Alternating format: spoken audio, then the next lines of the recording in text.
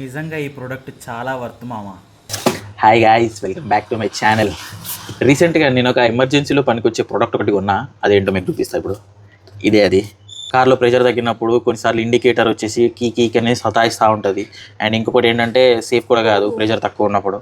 So దానికోసం అని చెప్పేసి ఎమర్జెన్సీ కిట్ లాగా ఇది కొనుక్కున్నాను అనమాట మొన్న అమెజాన్లో. సో దీన్ని ఇప్పుడు మనం అన్బాక్సింగ్ చేద్దాం. Picture brand. మంచి బ్యాగ్ కూడా ఇచ్చిండు, క్వాలిటీ ఉంది భలేగా.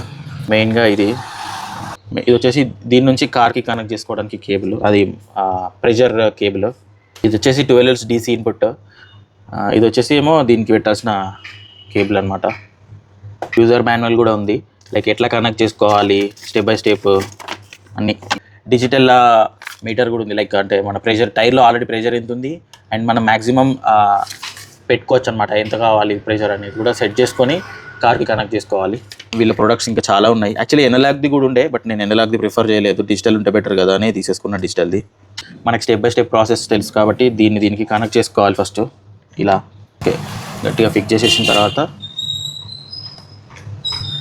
ఇది వచ్చేసి పవర్ది, ఇది పెట్టేసుకుంటే సెట్. చాలా ఇంకా దీని పోయి మనం ఇప్పుడు టెస్ట్ చేద్దాం.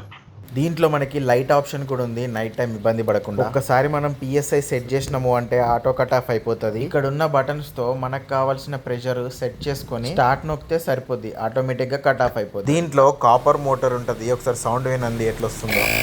మన పని అయిపోయిన తర్వాత నీట్ గా దీంట్లో ప్యాక్ చేసుకోవడమే ఇంకా. సో దీన్ని సింపుల్ గా మనం కార్ డిక్కీలో పెట్టేసుకున్నామంటే అయిపోద్ది. ప్రోడక్ట్ నచ్చితే మాత్రం కమెంట్ చేయండి మామ, మీకు లింక్ షేర్ చేస్తా కావాలి అంటే. లేదంటే అమెజాన్లో సెర్చ్ చేసేసేయండి, ఈ బ్రాండ్ నేమ్తో వచ్చేస్తుంది. బాయ్.